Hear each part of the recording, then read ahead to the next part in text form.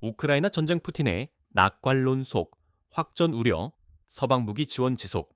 최근 러시아와 우크라이나 간의 갈등이 고조되는 가운데 블룸버그 통신에 따르면 블라디미르 푸틴 러시아 대통령이 평화 협상에 대한 낙관론을 보이며 전황에서 우위를 점하고 있다고 판단하고 있는 것으로 전해졌다. 그러나 도널드 트럼프 전 미국 대통령은 양측의 전쟁 종식을 촉구하며 갈등 해소를 위한 노력을 이어가고 있다. 평화 협상 및 외교적 노력.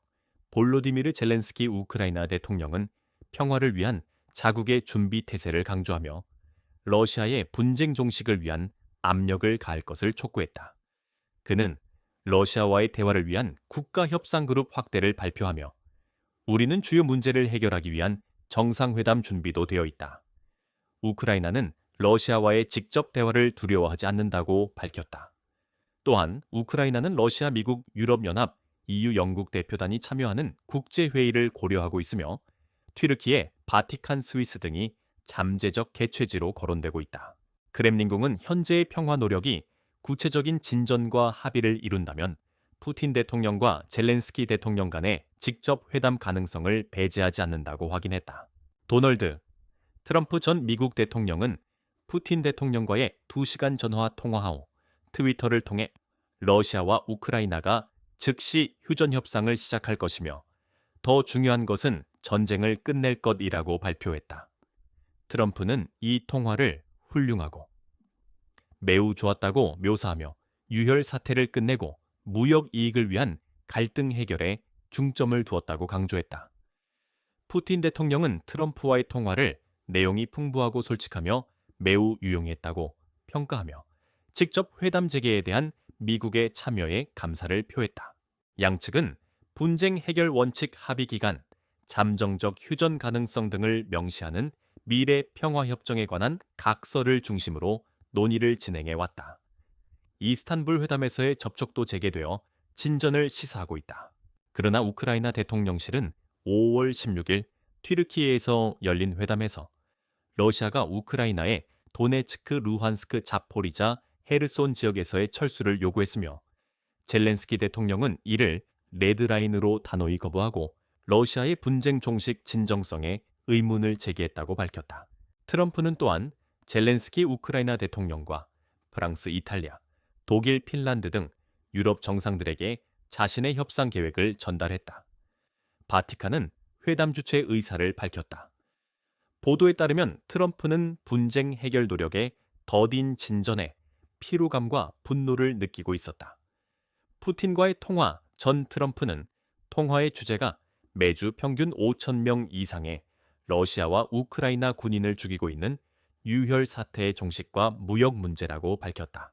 영국 총리실은 EU 동맹국들이 푸틴과의 통화 전에 트럼프에게 러시아에 대한 압력을 강화할 것을 촉구했음을 확인했다.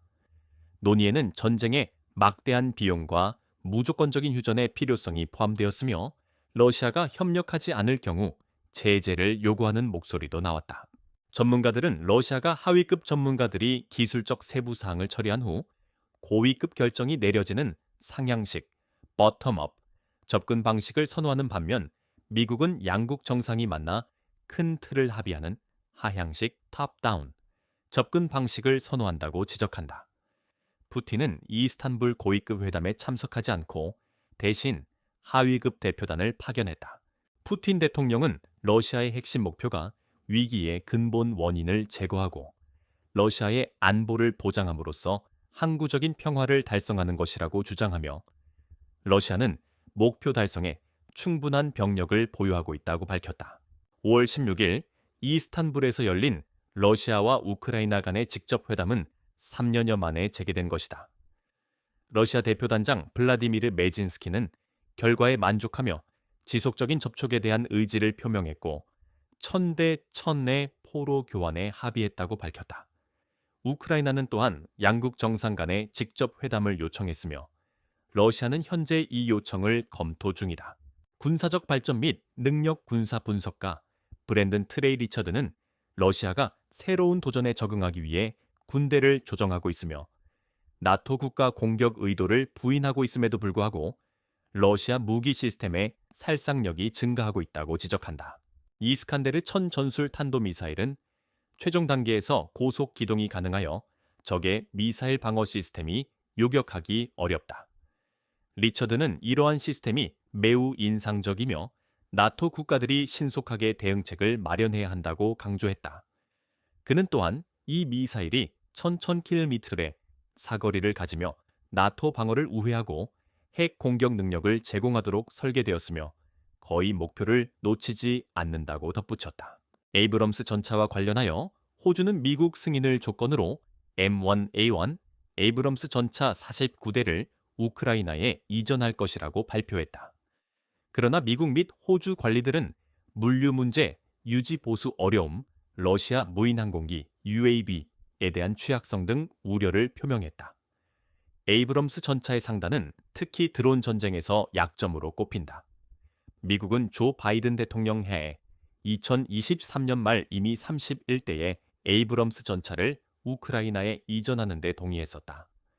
보도에 따르면 이 중량급 전차들은 UAV 공격과 험난한 지형을 포함한 어려움에 직면했으며 최소 9대가 전투에서 손실되고 10대가 포기되었으며 1대는 러시아에 포획되어 모스크바 군사 박람회에 전시되었다. 러시아는 서방의 무기 선적을 반복적으로 비난하며 이는 분쟁을 연장시킬 뿐이라고 경고했다. 미사일 시험과 관련하여 우크라이나 국방보고서는 러시아가 RS-24, 야르스, 대륙간 탄도미사일 ICBM의 훈련 발사를 계획하고 있음을 시사한다. 훈련용 탄두를 사용한 이러한 발사는 우크라이나를 위협하고 EU 및 나토 회원국에 압력을 가하는 핵 갈취, 전술의 일환으로 간주된다.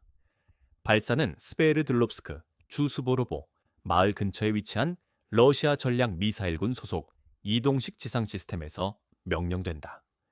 3단계 고체 추진 미사일은 1000km를 초과하는 사거리를 가지고 있다. 주 우크라이나 미국 대사관은 이전에 미국 시민들에게 잠재적인 대규모 공습 위험에 대해 경고했으며 러시아는 또한 5월 이틀 동안 카푸스틴이 야르 미사일 시험장 상공을 탄도미사일 발사를 위해 폐쇄한다고 발표했다. 제재 및 경제적 압박 폴란드 국세청은 최근 벨라루스 국경 근처의 코로스텐 국경 검문소에서 5톤의 보잉 민간 항공기 타이어를 압류했다. 자동차 및 버스 타이어로 신고된 이 화물은 잘못 신고된 보잉 항공기 타이어로 밝혀졌으며 아제르바이잔으로 향할 예정이었으나 벨라루스와 러시아를 경유하는 경로를 통해 이동하려 했기에 제재 회피 의혹이 제기되었다.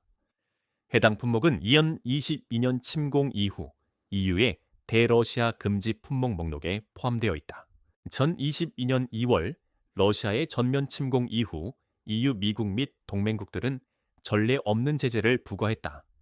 이는 고기술 장비, 항공우주 부품, 이중 용도 제품에 대한 제한 및 러시아 기업의 자산 동결을 포함하며 러시아의 전쟁 지속 능력을 제한하는 것을 목표로 한다. EU는 러시아 경제를 더욱 약화시키기 위한 추가 제재 준비를 표명했으며 특히 러시아의 주요 수입원인 화석 연료 수출을 목표로 한다.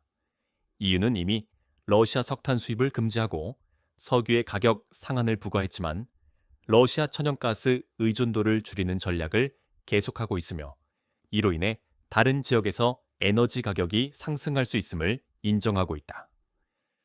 폴란드 재무장관은 러시아의 석유 및 가스 수출 의존성에 대한 견해에 동의하며 새로운 제재를 통한 러시아 압력 강화에 대한 약속을 재확인했다. EU 외무장관들은 러시아의 군사산업 복합체 화물 운송을 위한 어둠의 선단 관련 지원 네트워크를 겨냥할 것으로 예상되는 17차 제재 패키지를 논의했다. 이 패키지는 5월 20일경 브뤼셀에서 공식화될 예정이었다. 이전 16차례의 제재 패키지에도 불구하고 그 효과에 대한 논쟁이 있으며 세계은행 데이터에 따르면 러시아는 2024년 구매력 평가 PPP 기준으로 세계 4위